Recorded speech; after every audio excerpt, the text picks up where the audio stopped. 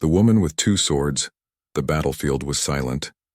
Broken machines and fallen towers stretched as far as the eye could see. The ground was black and cracked, as if the planet itself had been wounded. Dust floated in the still air, and not even the wind dared to move. In the center of the dead land, a woman stood alone. She was not human. Her skin was silver and seemed to shine even under the dark sky. Her hair, long and tangled, moved like soft smoke around her face, but what caught the eye first were the two massive swords stabbed deep into her back. The swords were old, older than any machine or weapon seen in the galaxy. They pulsed faintly, glowing with a strange blue light. One sword was long and heavy, its blade cracked from old battles. The other was thin and sharp, whispering in the air like it still wanted to fight. The woman did not cry out. She did not fall. She simply stood, frozen, as if waiting for something, or someone. Many had seen her. Soldiers, scavengers, traders, they all told stories about her. Some said she was a ghost. Others said she was cursed by ancient gods. No one dared to go near her. Fear kept them away. But today, someone different came. His name was Kane. He was a human traveler, lost and alone. His ship had crashed far from any city. For days he wandered the wastelands with no food, no water, and little hope. His clothes were torn, his face burned by the harsh sun, but his spirit was not broken. When Kane first saw the woman, he thought he was dreaming. She stood so still, so strange that he almost turned away. But something deep inside him pulled him forward. A voice without words whispered in his mind, telling him she needed him. He stumbled, closer, his boots kicking up dust. Each step felt heavier, as if the ground itself was warning him to stop. But he did not. The woman watched him with cold, empty eyes. She did not move. She did not speak. Kane stopped a few feet away. Up close, he could see the blood around the sword's wounds. It was dark and thick, but somehow she still lived. "Do you need help?" Kane asked, his voice rough from thirst. The woman said nothing, but her eyes seemed to beg him. He stepped closer, heart pounding in his chest. He reached out, his hand trembling, toward the first sword. The moment his fingers touched the hilt, the air around them shifted. A low hum rose from the ground. The ruins nearby began to shake lightly as if awakening from a long sleep. Kane pulled his hand back, frightened. He looked at the woman. Still she did not speak, but a tear, small and silver, slid down her cheek. Something deep inside Kane told him, if he did nothing, she would be lost forever, and something worse might awaken in her place. He took a deep breath, wiped his sweaty hands on his torn pants, and reached out again. This time he gripped the first sword with both hands. It was cold, colder than ice, and it seemed to resist him, as if it did not want to leave the woman's body. Kane planted his feet, pulled with all his strength. For a moment, nothing happened. Then, slowly, the sword began to move. The woman's body trembled. Her knees buckled slightly, but she did not fall. Her mouth opened in a silent cry. Kane pulled harder, sweat pouring down his face. With a loud crack, the sword tore free. A blinding flash of blue light exploded from the wound. Kane stumbled back, nearly falling. The woman gasped, collapsing to her knees. Her hands touched the ground, fingers digging into the dirt.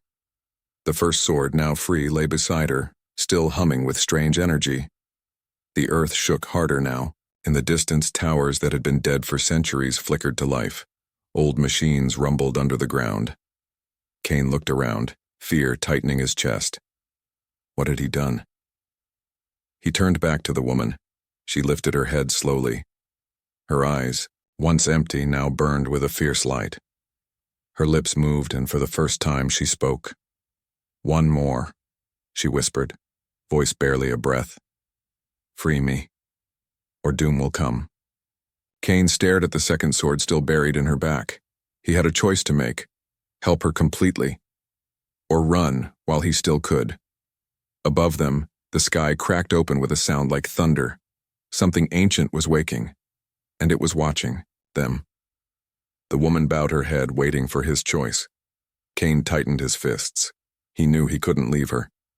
But he also knew whatever happened next would change everything. The first sword pulled. The ground trembled beneath Kane's boots. The air grew thick, heavy, almost too hard to breathe. Every instinct in his body screamed at him to run, to leave this strange woman and the cursed swords behind. But something deeper, something older than fear, held him in place. The woman remained, on her knees, her silver skin shimmering under the broken light of the dead sun. Her long hair covered her face like a curtain. The first sword, the one Kane had just pulled free, lay beside her, humming quietly, vibrating against the cracked earth. Behind them, the ruins groaned and shifted.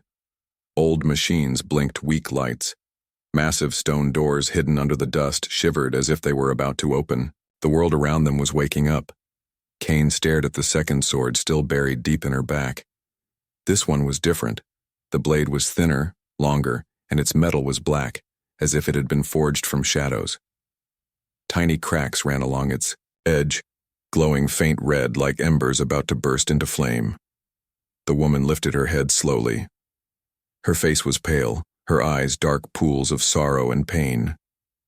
"You must pull it," she whispered, her voice barely reaching his ears over the growing rumble of the earth.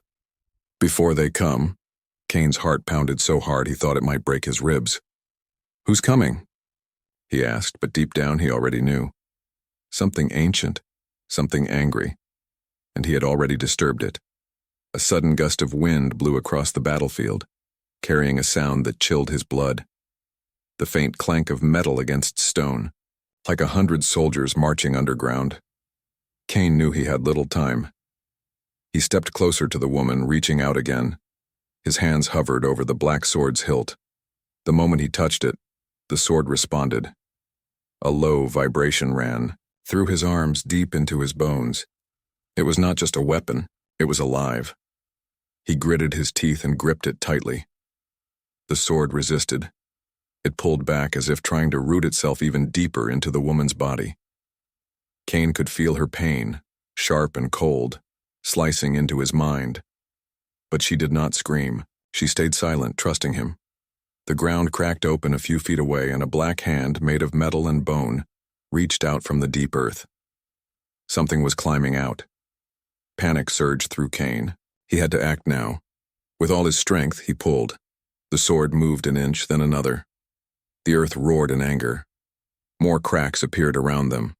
Broken towers toppled in the distance. Strange figures began to rise from the cracks. Ancient soldiers, their bodies a terrible mix of rusted armor, shattered masks, and dead flesh. The woman gasped, her body arching backward. The second sword began to glow a deep, angry red, pulsing with every heartbeat Kane had. He pulled harder, feeling the sword fight him with every inch. Behind him, one of the ancient soldiers fully emerged from the ground, its empty eyes fixed on Kane. It let out a hollow, metallic scream and began to move toward him with jerky, broken steps. The woman lifted a trembling hand, her fingers brushing Kane's arm. Her touch gave him strength. A sudden rush of warmth that pushed away the fear, the exhaustion. "Do not stop," she said, barely more than a breath. Kane roared, pulling with everything he had. The black sword screamed as it tore free. A massive shockwave exploded outward, throwing Kane and the woman across the ground. The ancient soldier was ripped apart by the force, its body turning to ash before it could touch them. For a long moment there was only silence. Kane groaned, pushing himself up from the dust. His arms ached, his head spun, but he was alive. The woman lay a few feet away, the wounds on her back slowly sealing with soft silver light. She was free, but the danger was far from over. The earth shook again, harder this time. Dozens, maybe hundreds of ancient soldiers were rising from the ground now, filling the battlefield with the sound of rattling armor and broken weapons. Kane grabbed the two swords, one in each hand. The blue one buzzed with raw energy. The black one pulsed like a beating heart. He ran to the woman and helped her to her feet. Her strength was returning, but slowly. Together, they stood facing the rising army. "What now?" Kane asked, his voice hoarse. The woman looked at him with eyes that were no longer filled with sorrow. Now they burned with fierce, unstoppable fire. "Now we fight," she said. And as the army of the Forgotten closed in, Kane knew there was no turning back. Whatever path he had stepped onto when he pulled those swords, it would lead him through blood, through fire, and through secrets too old for any human to understand. But he also knew this. He would not run. He had freed her. And now they would face whatever came, together. The second sword's curse. The air burned with strange energy. The ground cracked and groaned under their feet. Kane could feel it. The second sword he had pulled free was different. It was not a gift. It was a warning. The woman beside him swayed, slightly, her silver skin flashing with strange marks, symbols that seemed alive. Her wounds were gone, but she looked weaker, not stronger. It was as if removing the second sword had set something loose inside her, something even she could not control. The ancient soldiers kept rising from the earth. Hundreds now. They filled the broken land, their bodies stitched together with old metal and blackened bone. Their hollow eyes glowed with cold blue light. And all of them were looking straight at Kane and the woman. Kane tightened his grip on the swords. The blue sword felt steady in his hand, humming with a soft, warm power. But the black sword, it pulsed like a heartbeat, faster and faster. And in his mind, Kane began to hear whispers, dark voices speaking a language he could not understand, but he felt the meaning. Blood, destruction, betrayal. He shook his head, trying to block it out. The woman turned to him, her face pale, her voice trembling. "You must not use the black sword," she said. "It carries the curse of the Forgotten Kings." "Then why did you want me to pull it out?" Kane asked, confused, his heart racing. The woman looked away, shame flickering across her face. "Because without it, I cannot live. But with it, the curse awakens." Before Kane could answer, the army charged, a wave of broken soldiers, running, stumbling, screaming. The woman raised her hand and shouted words Kane did not know. A wall of bright light erupted between them and the enemy, slowing the creatures down. "Run!" she cried. Kane hesitated. He had never run from a fight. But this was no ordinary battle. This was something ancient, something not meant for human eyes. Grabbed her hand and pulled her with him. They ran across the dead land, past fallen towers and cracked statues of long-forgotten heroes. Behind them, the soldiers smashed against the wall of light, clawing and screeching. The woman stumbled once, and Kane caught her. "You're weak," he said. "The curse drains me," she whispered. The swords were not just wounds, they were seals. Now, the seal is broken. "What does that mean?" Kane asked, breathless. Before she could answer, a sharp howl cut through the air. Kane looked back and saw something worse than the army. From the biggest crack in the earth, a massive figure rose. It was not like the others. This one was 10 times larger, its body made of black stone and twisted steel. 4 glowing eyes stared down at them, filled with endless hunger. "The war sentinel," the woman gasped. "It guards the curse." The sentinel pointed a massive broken blade toward them. The army stopped moving, falling silent at once. Then, with slow, heavy steps, the sentinel began to march.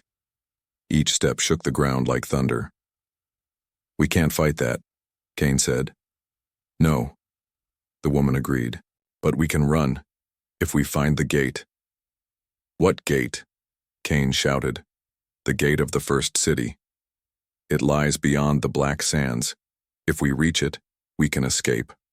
The Black Sands. Kane had heard rumors. A dead zone where nothing lived, not even light. Travelers said strange things moved there. Things that had never been human. Still, it was better than standing and dying. They ran. Faster now, the woman leaning on Kane as they crossed into the edge of the Black Sands. The ground here was darker, almost oily, and the air smelled of burnt metal. Behind them, the sentinel roared, a sound that shook the stars. As they moved deeper into the Black Sands, strange shapes began to move in the mist. Kane saw shadows with Too many arms, creatures that watched but did not attack. The black sword, the woman said, gasping. They are drawn to it. Then maybe I should throw it away, Kane said. No, she said sharply. You carry it now. If you abandon it, it will find you again. And next time, it will not be kind. Kane cursed under his breath. The sword felt heavier with every step. Suddenly, the ground ahead broke open. A river of black glass stretched across their path, too wide to jump, too deep to cross. The woman fell to her knees, coughing, her strength nearly gone. Behind them, the sentinel was getting closer. Kane looked around, desperate. He saw something, a thin bridge made of ancient metal beams, half broken but still standing. It led across the Black River, but it was narrow and unstable. We have no choice, Kane said. He helped the woman to her feet and they stepped onto the bridge. Each step made the old beams groan and shift. Below them, in the black glass river, dark shapes swam, their eyes like tiny stars. Halfway across the bridge shuddered. Kane looked back. The war sentinel had reached the edge of the river. It paused, raising its giant blade. Then it hurled the blade toward the bridge. Kane's eyes widened in horror. The blade spun through the air, heading straight for them. There was no time to think. He grabbed the woman and leapt forward as the blade slammed into the bridge behind them, sending a shockwave through the metal. They landed hard on the other side, rolling across the ground. The bridge collapsed into the river of black glass. The sentinel roared in anger, trapped on the far side, but Kane knew it was not over.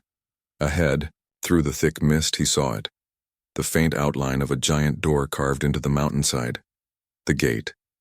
They had found it. But even from here, Kane could feel the danger waiting beyond that door. The second sword's curse was not done with them yet. The ancient soldiers awakened. The mountain door loomed ahead, half hidden by mist and broken by time. Massive cracks ran through its stone surface, and strange symbols were carved deep into the rock. The gate was silent, but Kane could feel the power pulsing behind it, slow and steady like the breath of some sleeping giant. The woman leaned against Kane, her legs barely carrying her weight. She had grown paler, and the silver marks across her skin glowed faintly like dying stars. This is it, she whispered, her voice thin. The gate of the first city. Kane stared at the door. There were no handles, no obvious way to open it, only a deep circular carving in the center, just large enough for a hand to fit. Behind them, the black mist rolled and twisted, and somewhere far across the dead sands, the sentinel let out a roar of rage. Even though the bridge had fallen, Kane knew it would find another way across. It would not stop. It would never stop. They had only minutes, maybe less. How do we open it? Kane asked. The woman looked at the black sword he still carried. The sword, she said. It is the key. Kane hesitated. The black sword pulsed in his hand, the whispers growing louder now. Promises of power, visions of cities burning, of kings bowing before him. He shook his head to clear the madness. Trust yourself, the woman said softly. Not the sword. Kane stepped forward and pressed the blade against the center of the door. For a heartbeat, nothing happened. Then the sword's glow sank into the stone, lighting the ancient symbols one by one. The ground beneath them trembled. Dust poured from the cracks. Slowly, with a deep grinding sound, the door began to open. A cold wind rushed out from the darkness beyond. Kane squinted into the gloom.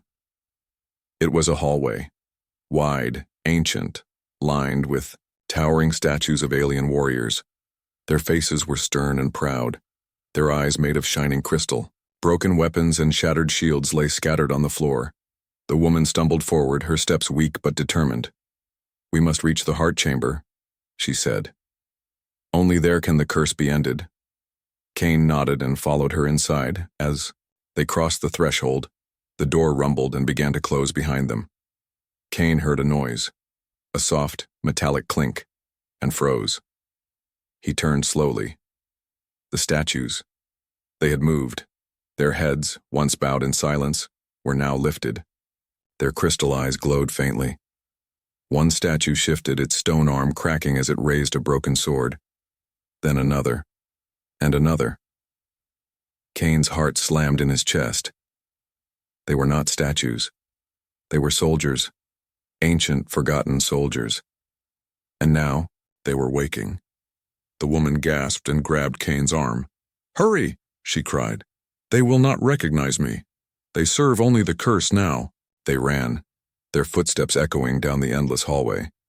Behind them, the ancient soldiers stepped down from their pedestals, stone grinding against stone, weapons dragging across the floor with terrible, screeching sounds. Kane glanced back once and wished he hadn't. The soldiers were faster than he expected. Their broken bodies moved with unnatural speed, driven by a will older than memory. They passed massive doors and crumbled murals, scenes of old battles and fallen empires flashing by. Kane didn't have time to look closely, but he saw something that made his stomach turn. Paintings of a woman. The same woman he was now helping. But in the paintings she wore a crown. She sat on a throne of bones. Armies kneeled before her. Planets burned in her name. Kane's mind raced. Who was she really? Before he could ask, the woman stumbled and fell hard onto the cold stone. Kane stopped and helped her up, but she was weaker than ever now. "I'm sorry," she whispered, tears filling her eyes. "I hid the truth. I was once their queen, their conqueror." The ground shook harder. The soldiers were almost upon them. Kane had no time to be angry. He had made his choice when he pulled the swords, and he would see it through. "Move," he said roughly, pulling her arm over his shoulder. Together, they pushed forward. Finally, the hallway opened into a massive chamber. At the center stood a strange device, a floating orb of crystal spinning slowly above a pool of silver light. The heart chamber. "Put the swords into the light," the woman said, her voice fading. "Both of them." Kane hesitated. The blue sword hummed warmly in his hand, a weapon of hope. The black sword pulsed with rage, a thing of death.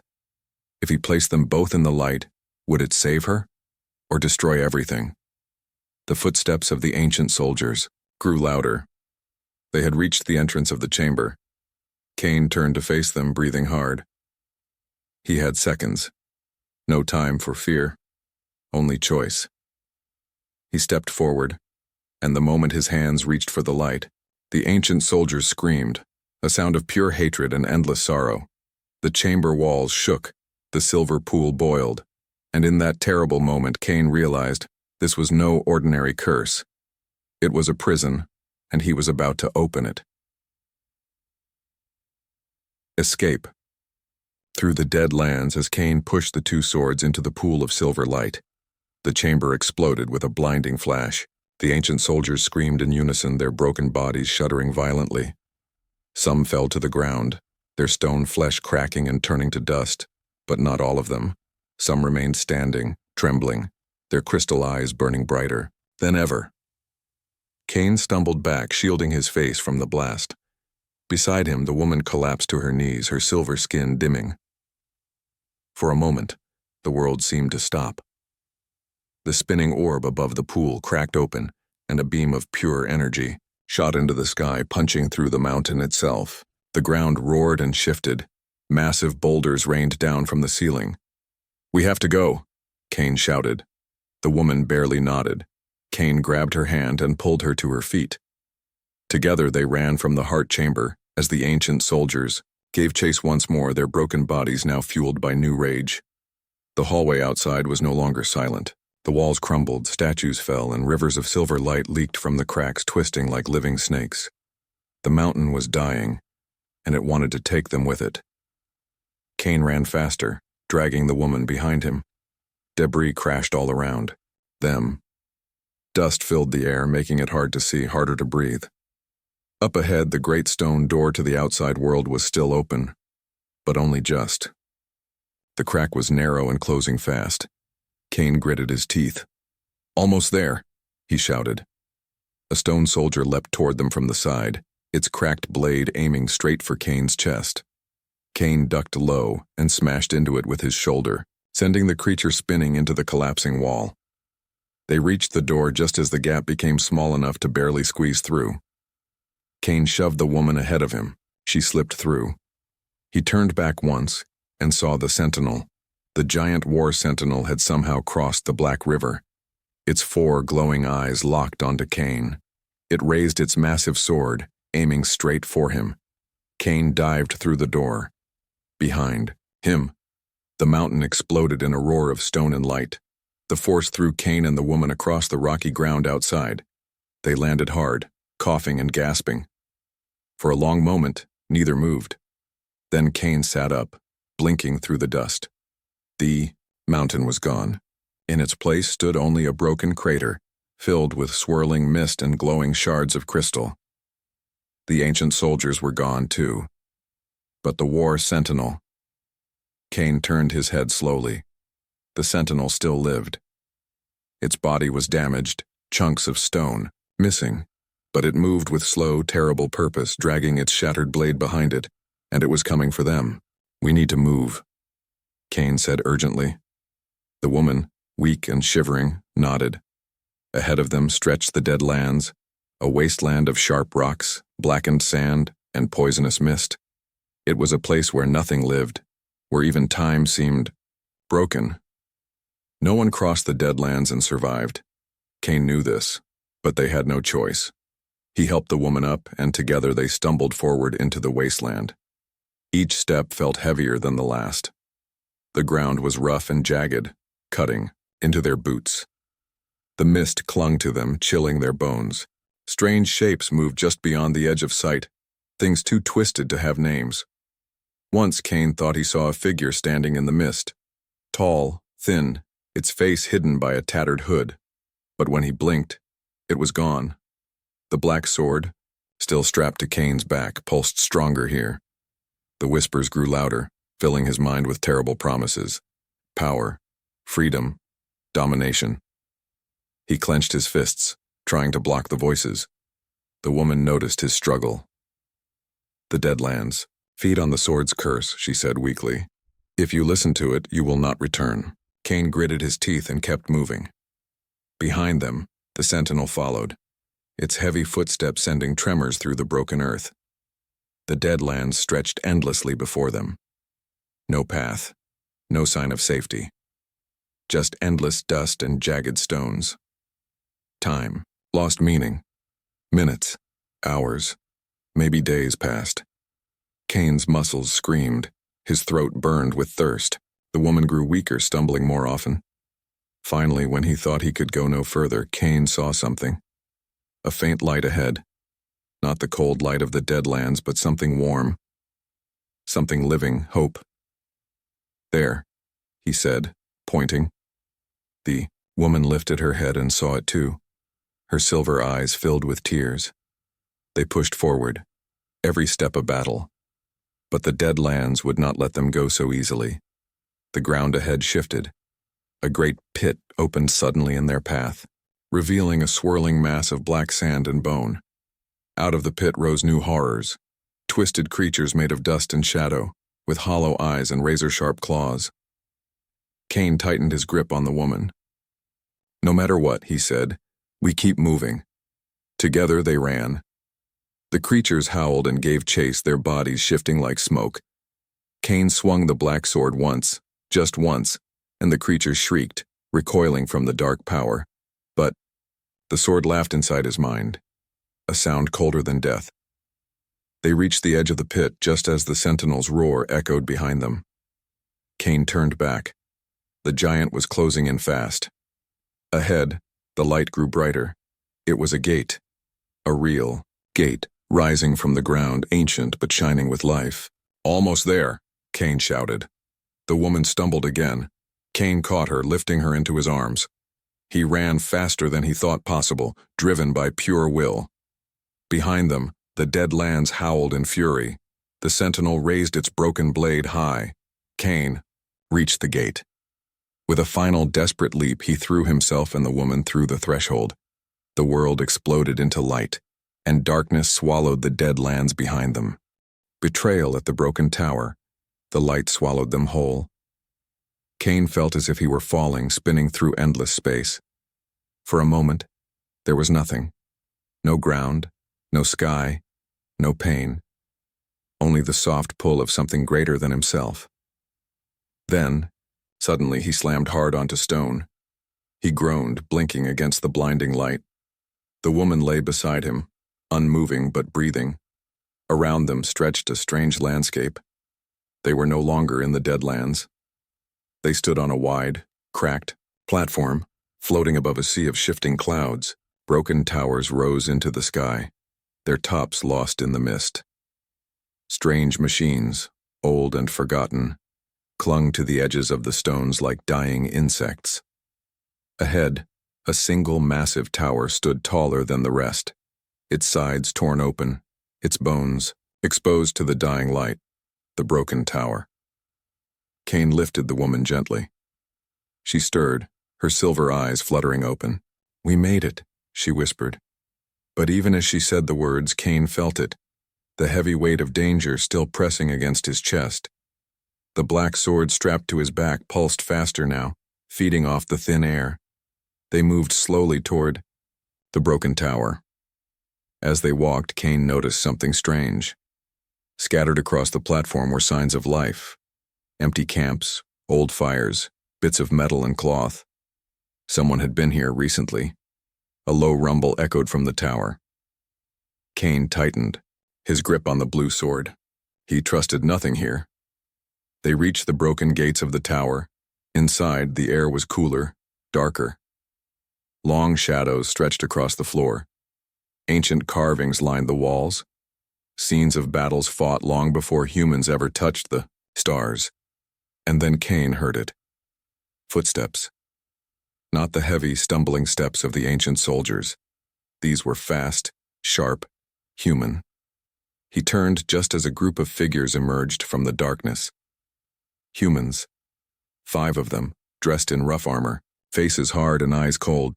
Scavengers, survivors, but not friends.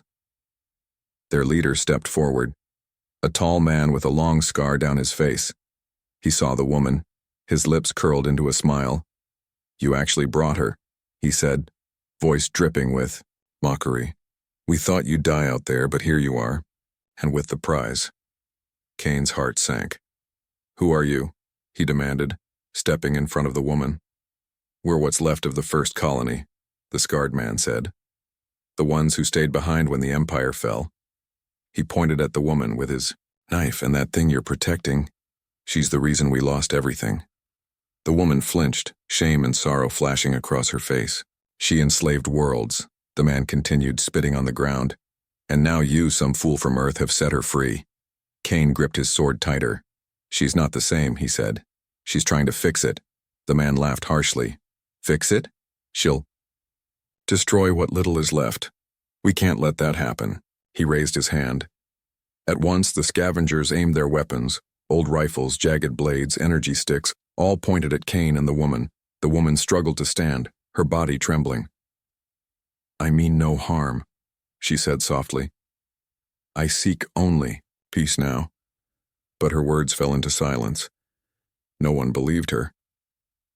Kane stepped between her and the scavengers. "You'll have to go through me," he said. The scarred man sneered. "So be it." He gave a sharp signal. The scavengers attacked. Kane moved fast. The blue sword flashed in his hand, knocking aside the first 2 attackers. He ducked a blade, kicked another, man hard in the stomach, sending him sprawling. But there were too many. They circled him, striking from all sides. The woman tried to help, but she was too weak. She fell to her knees, gasping. A scavenger grabbed her, pulling her away from Kane. "No," Kane shouted. He slashed his way forward, desperate to reach her. The black sword screamed in his mind, begging to be unleashed. "Use me," it whispered. "Save her. Destroy them all." Kane hesitated. He had seen what the black sword could do. If he used it, he could end the fight. But at what cost? He gritted his teeth, swinging the blue sword with renewed fury. He fought his way to the woman, cutting down 2 more scavengers. Only the scarred man remained. He held a jagged blade against the woman's throat.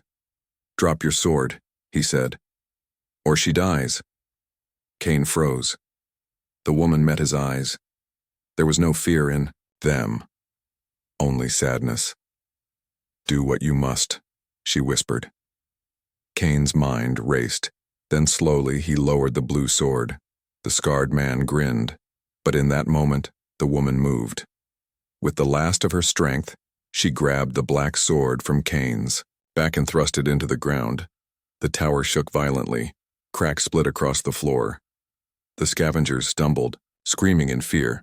From the walls, ancient machines activated, their lights blinking to life. The broken tower itself began to collapse. Kane rushed forward, grabbing the woman as the floor cracked beneath them. The scarred man lunged, but a massive chunk of stone fell from the ceiling, crushing him instantly. Kane and the woman sprinted for the exit, dodging falling debris. Behind them, the tower crumbled, burying the scavengers under tons of stone. They burst out into the open air just as the tower fell completely. Dust and ash rained down around them. They collapsed on the ground, coughing, gasping for breath. For a long moment there was only silence. Then the woman spoke, her voice soft. "I'm sorry," she said. "I never wanted more death." Kane looked at her, tired but certain. "You're not alone anymore," he said. But even as he spoke, he knew the worst was not yet over. The sentinel was still out there, and so was the true heart of the curse, waiting, watching, ready to awaken. The final stand, the dust from the broken tower still floated in the air, casting everything in a gray, dying light. Kane sat beside the woman, both of them breathing hard, their bodies bruised and exhausted. The land around them was quiet, but it was not a peaceful silence. It was the calm before the final storm. Far across the floating ruins, the mist began to move. Shapes shifted in the distance. The ground trembled under their feet. The sentinel was coming, and it was not alone. From the shattered mountains, from the cracks in the earth, from the ruins of forgotten cities, an army of ancient machines rose. War constructs, broken guardians, and corrupted weapons, all crawling back to life, drawn by the black sword's call. Kane looked at the woman. Her strength was almost gone. Her silver skin had lost its shine, and her hands trembled as she gripped the edge of a fallen pillar for support. "You can still leave," she whispered. "Save yourself." Kane shook his head. "I didn't come this far to run now," he said. He helped her to her feet. Together they faced the oncoming storm. The first line of machines appeared, twisted things made of rusted armor and black cables. Their glowing eyes locked onto Kane and the woman. Without waiting, they charged. Kane raised the blue sword, its hum growing louder, stronger, feeding off his will. He met the first attacker head-on, swinging the blade in a wide arc. Sparks flew as metal clashed with light. The creature shrieked and fell. More followed. Kane fought like a man possessed, each strike a promise that he would not fall. Not today. The woman fought beside him, her movements slow but graceful. She no longer used weapons. She fought with pure energy, her hands glowing with soft silver light, blasting the machines into shards. But for every one they destroyed, 3 more rose. The sentinel moved closer now, its broken sword dragging across the stones with a sound that scraped against the soul. The earth shook harder. Pieces of the floating platform began to fall away, swallowed by the endless mist below. Kane and the woman retreated step by step, moving toward the last standing bridge. A thin span of broken stone that led to a final island floating alone in the sky. They crossed quickly, the bridge crumbling. Behind them, on the final island, stood a great altar, ancient and cracked. Carved into it were symbols Kane did not understand, but he knew their meaning without needing words. The altar was a key, a way to end it all, but only through sacrifice. The woman touched the altar, her face full of sorrow. "This was built to seal me away," she said, "to stop the curse." Kane stepped beside her. "Then we use it," he said. "We finish this." She shook her head. "To seal the curse, a soul must be given. One pure, one willing. She looked at Cain, tears in her eyes. "You freed me," she whispered. "You showed me kindness. I cannot let you pay the price." Before Cain could argue, the platform shook violently. The sentinel had reached the broken edge of the bridge. It roared, the sound shaking the sky itself. With a terrible leap, it crossed the gap, landing on the final island with a crash that split the stone. Cain turned to face it. He knew what he had to do. The woman tried to stop him, but he pressed the blue sword into her hands.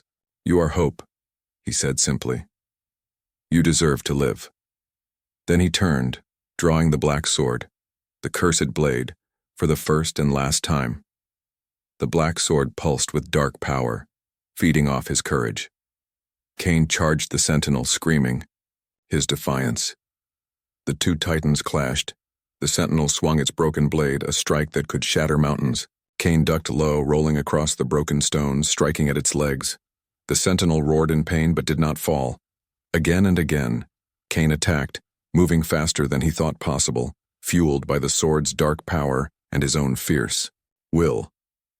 But the black sword whispered in his mind, offering him more: total strength, complete victory. If only he would surrender himself. Cain refused. He would win this fight not by giving in to darkness, but by holding on to the light the woman had shown him. The battle raged on. The woman stood at the altar, chanting in the old tongue, weaving the final spell to seal the curse forever. The sentinel, sensing its doom, turned from Cain and charged the altar. Cain saw it. He knew he had only one chance. He sprinted after the monster, leaping high, driving the black sword deep into the sentinel's spine. The creature howled, stumbling but still moving. Cain shouted, pulling every last ounce of strength from his battered body. With a final cry, he ripped the sword free and drove it again into the sentinel's heart. A great explosion of black and silver light burst from the monster. The sentinel screamed once, a sound of ancient rage and endless sorrow. Then it collapsed. The ground cracked wide under Cain's feet. He fell to his knees, gasping, the black sword crumbling to dust in his hands. The woman finished the spell. The altar glowed with a pure, golden light. The curse was broken. The machines across the land froze, then crumbled into dust. The mist began to clear, revealing a bright, living sky above. The Deadlands were no more. Cain collapsed, his strength finally gone. The woman rushed to him, tears streaming down her face. She held him close, whispering thanks, promises, hopes for a future he had made possible. And as the first true dawn in 1,000 years rose over the shattered world, Cain smiled, because he knew he had done what no one else could. He had fought. He had stayed true, and he had won.